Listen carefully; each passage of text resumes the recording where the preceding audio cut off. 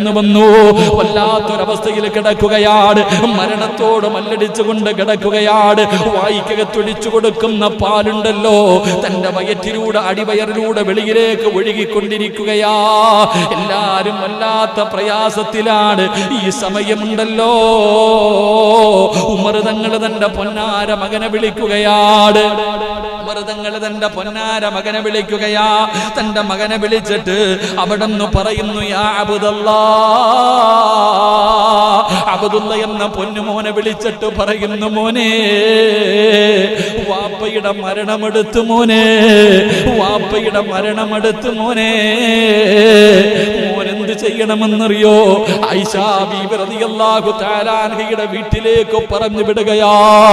തന്റെ പൊന്നാര മകനെ ആയിഷാ ബീബിയുടെ വീട്ടിലേക്ക് പറഞ്ഞു വിടുകയാണ്.